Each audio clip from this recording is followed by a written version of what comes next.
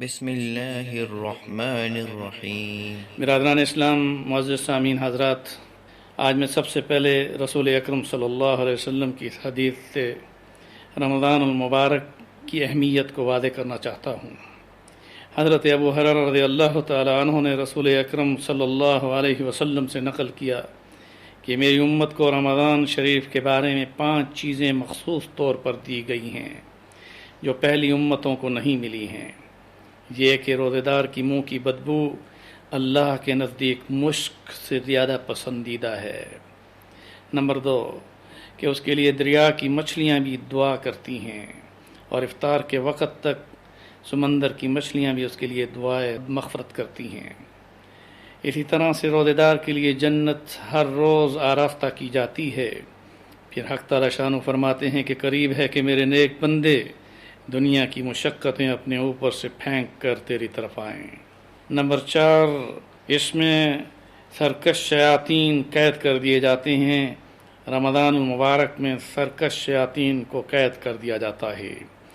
تاکہ وہ رمضان میں ان برائیوں کی طرف میرے بندوں کو مائل نہ کر سکیں جو غیر رمضان میں وہ پہنچ سکتے ہیں۔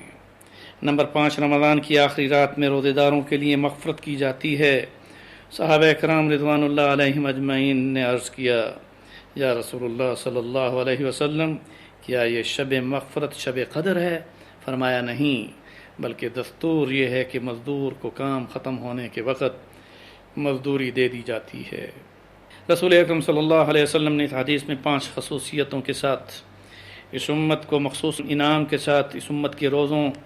روزے داروں کے لیے فضیلت بیان فرمائی ہے۔ اس میں سب سے پہلی بات یہ ہے کہ روزے دار کی منہ کی بدبو جو بھوک کی حالت میں فم معدہ سے نکلتی ہے اور پیٹ خالی ہونے کی وجہ سے منہ کے اندر سے ہوا نکلتی ہے یا بدبو ہوتی ہے، اس کے بارے میں رسول اکرم صلی اللہ علیہ وسلم نے ارشاد فرمایا کہ وہ اللہ تعالیٰ کے نزدیک مشک سے بھی زیادہ پسندیدہ ہے۔ یہ بات اس لیے کہ اس کے اندر اللہ تعالیٰ کی محبت روزے داروں کے ساتھ اتنی زیادہ ہو جاتی ہے کہ وہ اللہ کے نزدیک اس بو کی قدر کا اندازہ کریں کہ اللہ تعالیٰ ان کو اپنی محبت کا اظہار فرماتے ہوئے فرماتے ہیں کہ تمہاری منہ کی بو وہ میرے نزدیک عنبر سے زیادہ پسندیدہ ہے۔ اس طرح سے یہ مقصود روزے دار کا کمال تقرب ہے بمنزلہ محبوب۔ وہ جب انسان روزہ رکھتا ہے اور مسلمان رمضان المبارک میں عبادت کرتا ہے تو اس کا شمار عمل کے اعتبار سے ملائکہ کے ساتھ ہو جاتا ہے، کیونکہ ملائکہ ہمیشہ عبادت میں رہتے ہیں، اور رمضان المبارک میں روزے کی حالت میں انسان اعمال صالحات کے ساتھ منور ہو جاتا ہے۔ دوسری خصوصیت جو کہ روزے داروں کو حاصل ہے وہ یہ ہے کہ مچھلیوں کے استغفار کی۔ اس سے مقصود کثرت سے دعا کرنے والا، یعنی جب انسان روزہ رکھتا ہے تو مچھلیوں کی خصوصیت کو کیوں بیان کیا گیا کہ مچھلیاں سمندر میں بے حد اور لا تعداد ہیں اور روزے دار کے لیے وہ دعائیں مغفرت کرتی ہیں۔ اسی طرح سے تیسری خصوصیت جنت کا مزین کرنا ہے۔ اس میں رسول اکرم صلی اللہ علیہ وسلم کا واضح ارشاد ہے کہ سال کے شروع ہی سے رمضان کے لیے جنت کو آراستہ کیا جاتا ہے، اور اسی طرح سے رمضان المبارک میں جنت کے اندر اور زیادہ نعمتوں کو پیدا کیا جاتا ہے، اور پھر رب ذوالجلال فرماتے ہیں کہ میرے بندے تیری اس جنت کی نعمتوں میں آئیں گے۔ اسی طرح چوتھی خصوصیت سرکش شیاطین کا قید ہو جانا ہے، اور یہ بات واضح ہے کہ رمضان المبارک میں رحمت کے جوش اور عبادت کی کثرت کی وجہ سے شیاطین جو بہت زیادہ غیر رمضان میں بہکاتے ہیں وہ رمضان میں نہیں بہکا سکتے، لیکن تاہم جس کا نفس شیطان بن چکا ہو تو وہ گناہوں میں پھر بھی ملوث رہتا ہے۔ اسی طرح سے رمضان میں اگرچہ خصوصیت یہ ہے کہ شیاطین مقید کر دیے جاتے ہیں، مگر پھر بھی بعض لوگ مسلمان ہونے کے باوجود جو گناہ کرتے ہیں ان کی اپنی نفسی خواہشات اور اس کے علاوہ سرکشی کا نتیجہ ہوتا ہے۔ اس لیے جہاں تک حدیث کا تعلق ہے اس میں رمضان المبارک کے اندر شیاطین کو مقید کیا جانا یہ احادیث مصطفیٰ صلی اللہ علیہ وسلم سے ثابت ہے۔ اسی طرح 5ویں خصوصیت کہ رمضان المبارک کی آخری رات میں سب روزے داروں کی مغفرت کر دی جاتی ہے، اور اس میں کوئی شک نہیں کہ جیسے رسول اکرم صلی اللہ علیہ وسلم نے ارشاد فرمایا، اب یہ بات واضح طور پر ہمارے ذہنوں میں آ جانی چاہیے کہ رمضان المبارک کے روزے مسلمانوں پر فرض ہیں، اور اسلام کا چوتھا رکن رمضان المبارک کے روزوں کے ساتھ ہے، اور یہ بدنی عبادت ہے۔ ایک مسلمان کو ایک خاص وقت کے لیے کھانا پینا اور جنسی لذت کو چھوڑ دینا اور پورے مہینے میں روزہ رکھنا، اس سے اس کی ملکی صفات اور بڑھ جاتی ہیں، اور جس سے اسے تقوی اور پرہیزگاری حاصل ہوتی ہے۔ یہی وجہ ہے کہ رب ذوالجلال نے فرمایا یا ایھا الذین آمنوا، اے ایمان والو، کتب علیکم الصیام، تم پر روزے فرض کیے گئے، کما کتب علی الذین من قبلکم لعلکم تتقون، تم سے پہلی امتوں پر بھی روزے فرض کیے گئے تھے تاکہ تم متقی ہو جاؤ۔ روزے سے انسان گناہوں سے بچتا ہے، نیکیوں کی طرف متوجہ ہوتا ہے۔ رمضان کے ان خاص اور محدود دنوں میں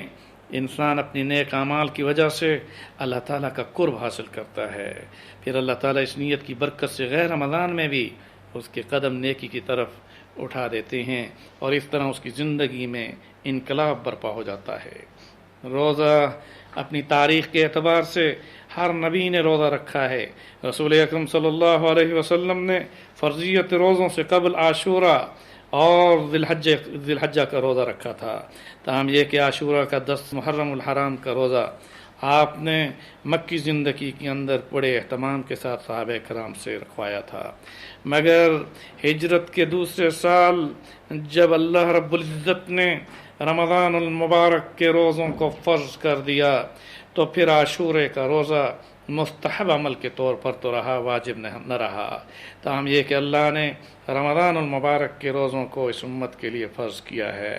اور اس میں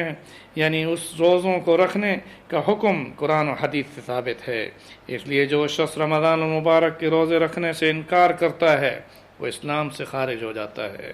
اور جو شخص رمضان المبارک کے روزوں کو نہیں رکھتا بغیر شرعی عذر کے، صحت مند ہونے کے باوجود، مقیم ہونے کے باوجود، عاقل بالغ ہونے کے باوجود بغیر شرعی عذر کے روزہ نہیں رکھتا، تو ایسا شخص وہ بہت ہی بڑا بد نصیب ہے، اور فقہا کے نزدیک وہ بڑا فاسق ہے۔ روزہ ایک ایسی عبادت ہے جس سے انسان کی عقل کو نفس پر پورا تسلط اور غلبہ حاصل ہو جاتا ہے۔ روزے سے خشیت اور تقوی کی صفت انسان میں پیدا ہو جاتی ہے۔ تہذیب و تزکیہ نفس کے لیے اسلام نے روزوں کو فرض قرار دیا ہے، اس لیے روزہ اس لیے مقرر ہوا کہ اللہ نے فرمایا کہ تم متقی بن جاؤ۔ روزہ رکھنے سے انسان کو اپنی عاجزی اور مسکنت اور خدا تعالی عز و جل وحدہ لا شریک کے جلال اور اس کی قدرت پر نظر پڑتی ہے۔ روزہ سے چشم بصیرت کھلتی ہے، روزے سے دور اندیشی کا خیال ترقی کرتا ہے، روزے سے کشف حقائق الاشیاء، چیزوں کی حقیقتیں کھلتی ہیں، درندگی اور بہیمیت سے دوری ہو جاتی ہے، اللہ کے فرشتوں کا قرب حاصل ہوتا ہے، اللہ تعالیٰ کی شکر گزاری کا موقع ملتا ہے، اور انسانی ہمدردی کا دل میں جذبہ پیدا ہوتا ہے۔ اس لیے یہ بات ذہن نشین کر لیں کہ روزہ موجب صحت بھی ہے، جسم و روح کے لیے صحت ہے، چنانچہ کم کھانے اور پینے کو اطباء نے، میڈیکل سائنس نے بھی جسم کی صحت کے لیے، صوفیاء کرام نے بھی صفائی دل کے لیے مفید لکھا ہے، اور یہ کہا ہے کہ روزہ رکھنے سے انسان کی صحت بحال رہتی ہے۔ روزہ انسان کے لیے ایک روحانی غذا ہے جو آئندہ جہان میں انسان کو ایک غذا کا کام دے گا۔ جنہوں نے اس غذا کو نہیں لیا اس جہان میں وہ بھوکا اور پیاسا نہیں ہوگا، بلکہ اللہ رب العزت روزے کی برکت سے قیامت کے دن اسے رسول اکرم صلی اللہ علیہ وسلم کے دسترخوان پر کھانا نصیب فرمائیں گے۔ اور رسول اکرم صلی اللہ علیہ وسلم نے ارشاد فرمایا، جس نے کسی روزے دار کی افطاری کرائی، قیامت کے دن وہ میرے ہاتھ سے حوض کوثر کا جام پیے گا۔ یہ بات واضح ہو گئی کہ روزہ ایک ایسی عبادت ہے کہ جس میں وہ قیامت کا دن، جس میں نفسی ہوگی، اور وہ بہت ہی سخت دن، جس دن کے بارے میں اللہ نے یہ حکم فرمایا کہ اس دن سے ڈرو جس دن کوئی شخص کسی کے کام نہیں آئے گا، مگر روزہ رکھنے کی برکت یہ ہوگی یا افطار کرانے کی برکت یہ ہوگی کہ رسول اکرم صلی اللہ علیہ وسلم کے دست اقدس سے حوض کوثر کا جام ملے گا۔ روزہ خود مومن کے لیے شفاعت کرے گا۔ اللہ کے ان بندوں کے لیے جو رمضان کے روزے رکھتے ہوں گے، رات کی تراویح پڑھتے ہوں گے، قرآن کی تلاوت کرتے ہوں گے،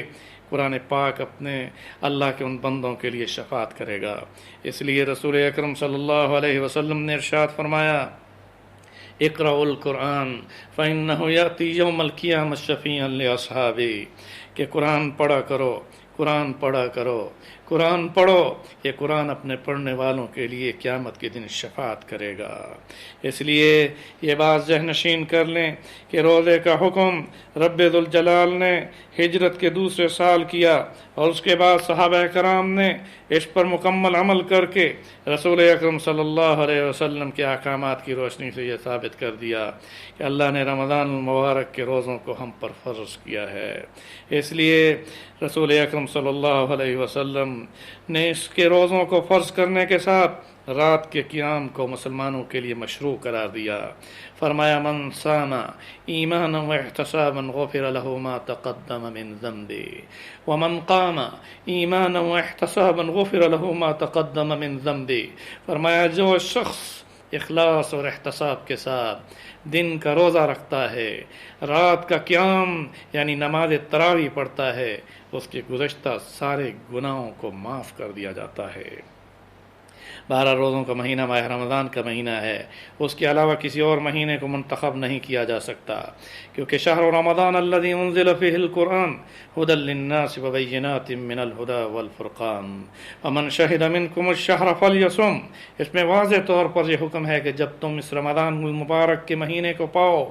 تو اس مہینے کے روزوں کو رکھو۔ ایام معدودات، یہ چند گنتی کے دن ہیں جن کے بارے میں اللہ نے تسلی دیتے ہوئے فرمایا کہ تمہارے لیے ہم نے رمضان کے روزوں کو آسان کر دیا ہے، اور وہ رمضان کے روزے وہ سال بھر میں پورے سال میں گردش کرتے ہیں۔ بہرحال اللہ رب العزت سے یہ دعا ہے کہ رب کریم ہم سب مسلمانوں کو رمضان المبارک کی اہمیت اور اس کی فرضیت کے ساتھ اس کی فضیلت کو سامنے رکھتے ہوئے دن کو روزہ رکھنے اور رات کو تراویح اور عبادات میں اللہ تعالی ہم سب کو رمضان کی خیروں سے منور فرمائے۔ اس لیے معزز سامعین حضرات، ہم یہ اپنی زندگی میں عہد کر لیں کہ جب تک زندگی رہے گی ہر سال رمضان المبارک کے روزوں کے ذریعے سے اللہ کی مغفرت اور رحمت کو حاصل کرتے رہیں گے۔ وآخر دعوانا ان الحمد للہ رب العالمین۔